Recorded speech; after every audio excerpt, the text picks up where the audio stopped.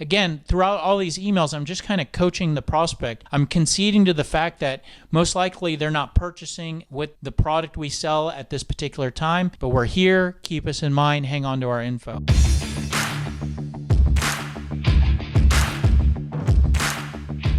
Hello, it's Michael Halper from SalesScripter, and in this video, we're going to talk about the Keep Me in Mind cold email. We'll show you what one of these looks like and talk about when and how to use it. And the reason why I started thinking about this and put this video together is because I received an email from a salesperson, and I think it kind of goes in the direction of the Keep Me in Mind email because he mentions if you need assistance with any pending or future projects. And while it's really not a perfect Keep Me in Mind email, it gave me the idea to think about sharing my ideas of what a good Keep Me in Mind email can look like and when to use it. But in general, I think this is a pretty good thing to think about, and one of the key reasons why is because I believe that when you send a cold email, it's very likely that the prospect is not in buying mode at the particular time that they receive your email. In other words, they're not sitting there researching what you sell and thinking about vendors to reach out to. If they were, it would be much easier to email them and you could just be very straightforward with, this is what I sell, let's talk. Since they're not thinking about buying what we sell, that should have a huge impact on how we reach out to them.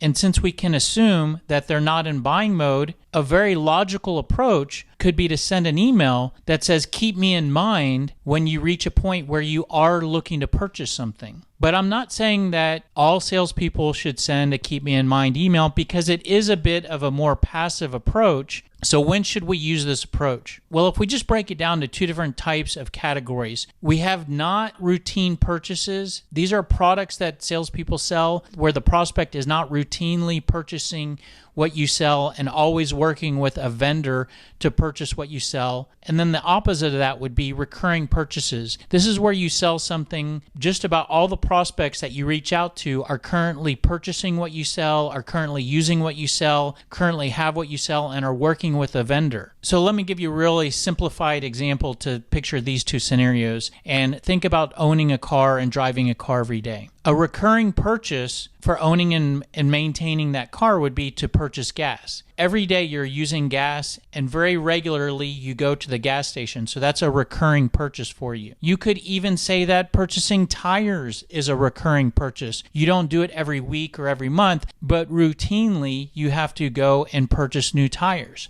So that's a recurring purchase. But now let's look at a not routine purchase. Let's say that I sell something. It's a modification for your car that makes your car use fuel more economically. If you were to buy this, that would not be a routine purchase. That might be something that you might not even know exists or that you could operate your vehicle without purchasing. So this would be a not routine purchase. Now, out of these two scenarios, the keep me in mind fits well with recurring purchases because if we know the prospect is not buying today what we sell, we know that they are going to reach a point where they need to make the purchase again or reach a point where they might think about making a change. So we want to reach out to them, let them know that we're out there, and coach them to keep us in mind so that when they reach a point where they need to make that purchase again or they're thinking about making a change, they can think of us. If you sell more of the not routine purchase type of product, you don't want to use the keep me in mind because you don't know when that purchase is going to come up or if it's going to come up or if the prospect even knows to think about purchasing what you sell.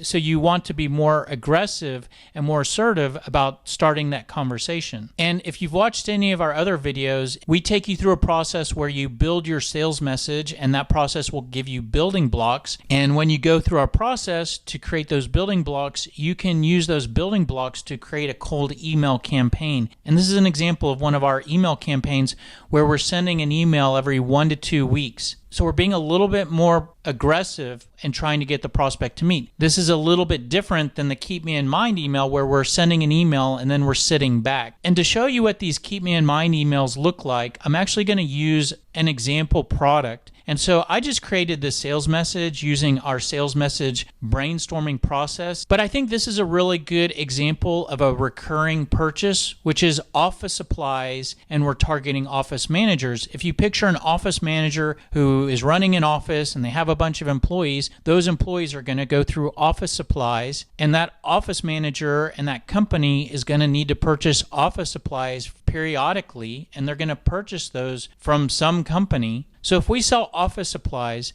we don't necessarily need to meet with that office manager this week or next week. They're going to purchase office supplies ongoing. So one approach could be to try to get them to keep us in mind the next time that they're filling up an order for office supplies for the office. So I went through this process to create this sales message, and I don't know whether it's a perfect sales message for office supplies. I've never sold office supplies, but here's some benefits and pain points and questions to ask. But once we go through that process, that can then provide us with these building blocks, and we can use those building blocks to create our email messages, and we could use the product building block to create a keep me in mind email that looks like this. So this email is kind of sitting back and takes an approach that I know since you're an office manager, you probably purchase office supplies from time to time. Just an FYI, we're an office supplies provider, vendor, distributor. So keep us in mind the next time you're looking to make a purchase or make a change. So this is basically letting the prospect know what you sell. And that's very common to a lot of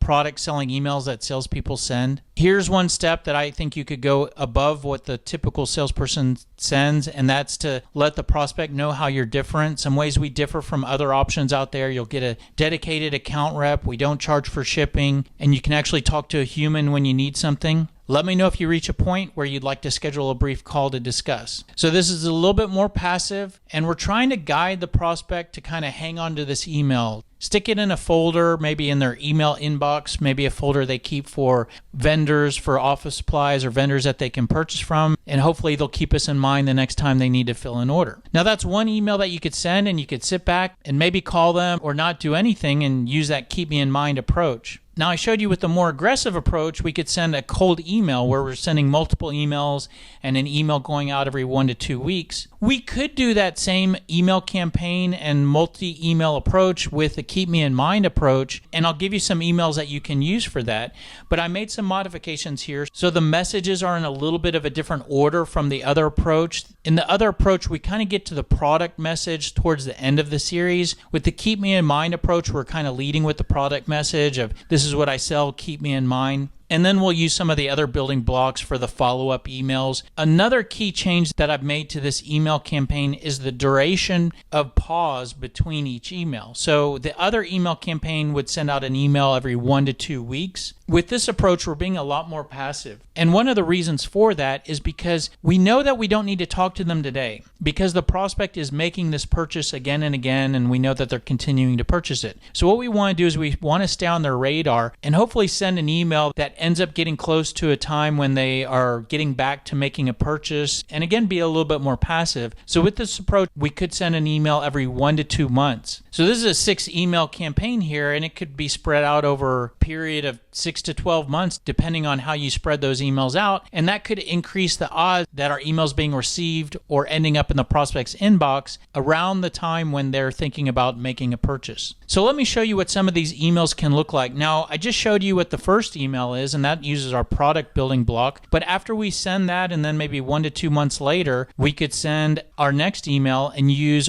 the value points building block. And so we use a value point as the subject line, and then we kind of go in a direction of checking in because I know you're likely purchasing office supplies from time to time. Keep me in mind because we usually help office managers too. And then I'm sharing some value points. Decrease time, decrease costs, decrease the time it takes to receive deliveries. I don't know if you want to improve those areas, and that's why I'm reaching out. We are here the next time you need to purchase office supplies. Best regards. So I'm building on the information I already sent. In the other email, I sent some product details, and now I'm sending some benefits and still trying to coach the prospect to keep me in mind. Then 1 to 2 months later, I can send a pain email that uses our pain points building block. So I use a pain point for the subject line, reaching out again because I know that you're likely purchasing office supplies from time to time, and a lot of office managers we work with have challenges with, can be a hassle to order office supplies, need to find new ways to decrease costs, can take a lot of time. I don't know if you're concerned about any of those areas, but those are areas we help with. Let's talk the next time you need to purchase office supplies. The next email uses a customer example. We use a value point as the subject line.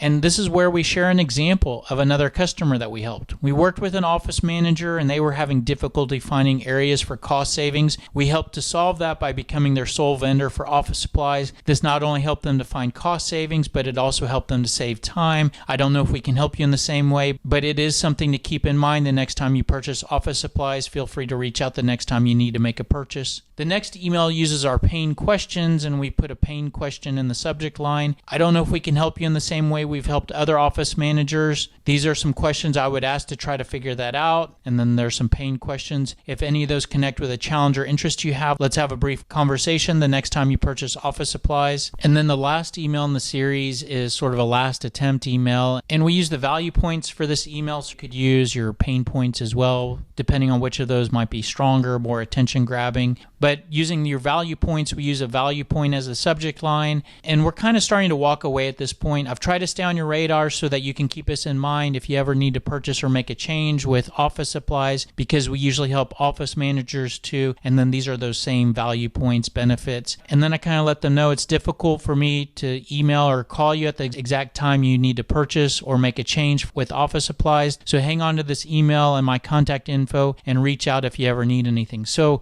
again, throughout all these emails, I'm just kind of coaching the prospect. I'm conceding to the fact that most likely they're not purchasing with the product we sell at this particular time, but we're here. Keep us in mind. Hang on to our info. So that's pretty much it. Hopefully that gives you some ideas of cold emails that you can send. And if it does help you and you found a tip or two in there and you want to return the favor, very easy for you to do. Simply like, comment, share this video, subscribe to our channel. Any of those help us and none of those cost you anything. And if you like these videos and you want us to continue to make these videos, that's a good way to let us know which videos you like and to motivate us to keep making these. If you like these tips, you may want to follow us on any of these social platforms. We try to post daily sales tips. And if you like this and you want more, everything that I'm sharing with you here is part of the SMART sales system. SMART stands for sales messaging and response tactics. As you can see, the first step that we had to take before building out our Keep Me in Mind email was to create our sales message, and the SMART sales system will help you to do that, because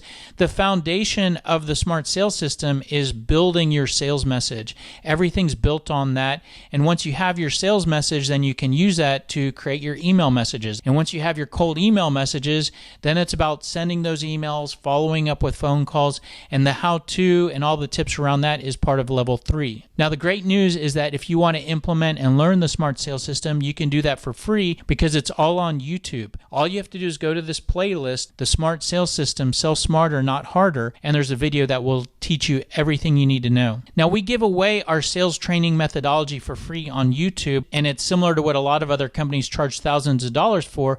We give it away for free because all of this does align with a product that we do sell called SalesScripter. SalesScripter aligns with all of this because, for example, level 1 is to build your sales message. There's an area of the SalesScripter software application called the Sales Message Builder. And the Sales Message Builder will take you through our step-by-step process to create your sales message and make that process a lot easier and quicker. And one of the great things about having the sales message in SalesScripter is SalesScripter also aligns with level 2 because it provides a full sales playbook, which is a whole library of sales scripts and email messages. And that's how you end up with a custom tailored library of scripts and emails that are tailored to your product, your service, your industry, your target prospects. And certainly the software aligns with level 3, providing full CRM and email automation functionality and a whole lot of other sales tools as well. And certainly there's an upgrade path from there. I'm available on a consulting basis. What a lot of customers do is they'll purchase 2 hours of consulting with me where I will go through our sales message brainstorming process with them and help them to create their sales message. And I help them to brainstorm the benefits for the products that they sell, the pain points, the questions they should be asking, and those sessions are extremely productive. If that's interesting, but you still don't know what to do next, you may want to check out my book, The SMART Sales System, Sell Smarter, Not Harder, and you can get a copy on Amazon here. I'll put a link in the description. That's pretty much it. Hope this was helpful, and if you want more information, the best place to go is salescripter.com. If you want more tips, there are plenty of videos on our website. There are also ebooks that you can download for free. If you have questions on the product of SalesScripter, this is the best place to go. There are plenty of demo videos that show you all of the different features features of the software. If you want to contact us, again, this is the best place. You can get our phone number, email address. There's a chat window as well. Thanks for being here. Hope this was helpful, and we'll see you on the next video. Have a great day. Take care. Bye.